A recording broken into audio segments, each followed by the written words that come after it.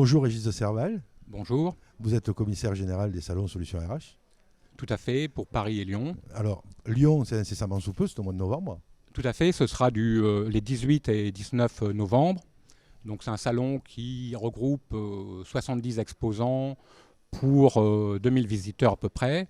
Et c'est le petit frère ou la petite sœur, comme on veut, de l'édition parisienne qui se déroule au mois de mars. Toujours au mois de mars, toujours au printemps. Toujours au printemps, tout à Toujours fait. dans le hall 4 de la porte de Versailles. Absolument. Un salon très très beau esthétiquement. Alors, c'est Lyon, vous avez dit c'est 70 exposants. Paris, c'est combien? Mais Paris, on n'est pas du tout dans les mêmes volumes, puisque Paris, c'est 320 exposants, c'est plus de 9000 visiteurs. Il faut savoir qu'on est le plus gros salon en France dédié à la fonction RH et un des tout premiers en Europe. Alors, c'est aussi un programme de conférences et un programme d'ateliers. C'est combien de conférences, combien d'ateliers à Lyon sur la durée du salon et à Paris? Mais à Paris, on est sur des volumes plus importants parce que le salon se déroule sur 2 jours et demi. Paris, c'est 75 ateliers pour une cinquantaine de conférences, alors que Lyon, on est sur 20 ateliers et une vingtaine de conférences. Alors, vous avez aussi tous les secteurs d'activité des RH qui sont représentés.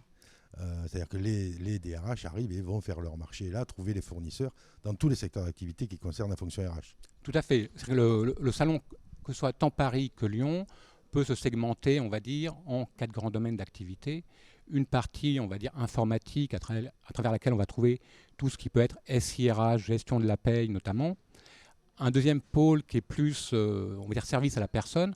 Et là-dedans, on va trouver tout ce qui peut être lié à la QVT, tout ce qui peut être les crèches d'entreprise, les conciergeries, tout ce qui peut être lié aux mutuelles.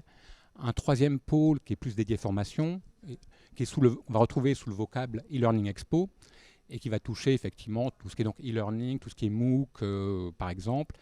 Et un dernier pôle qui est plus performance et talent, dans lequel on va trouver effectivement le coaching, le management, la conduite du changement, par exemple, ou la QVT qu'on peut aussi retrouver là-dedans, quoi. Oui, la QVT, j'imagine que c'est la grosse partie du salon parce que c'est les accords QVT à traiter en ce moment dans les entreprises. Mais c'est vrai que c'est très tendance depuis 1, 2, 3 ans, et on est passé je dirais, d'un aspect un peu plus négatif. On parlait plus de comment gérer les RPS, les risques psychosociaux. Et maintenant, on essaye d'avoir une vision un peu plus dynamique et sympathique de la problématique en parlant de QVT, de qualité de vie au travail. Oui, c'est ça. On a repeint les mots en bleu pour qu'ils soient plus acceptables. C'est ce qu'on fait, c'est ce qui se fait couramment d'ailleurs dans le vocabulaire. On jette tout ce qui est mal connoté pour en faire des nouveaux un peu plus jolis. Mais la qualité de vie quand même au travail, ça débouche sur des accords.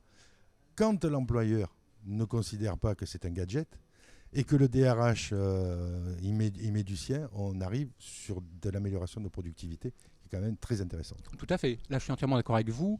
Et c'est en même temps lié à cette nouvelle génération, les fameux millénials, les digital natifs, qui arrivent sur le monde du travail avec des aspirations totalement différentes de leurs aînés.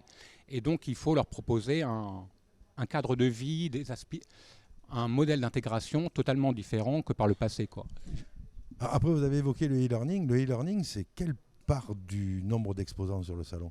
Aujourd'hui, on doit s'approcher, je dirais, des 40-50%. Du salon? Tout à fait, quoi. C'est énorme.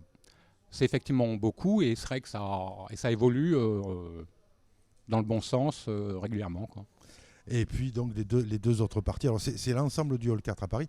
À Lyon, c'est à la Cité internationale. Tout à fait. Et vous utilisez au moins 2 nefs?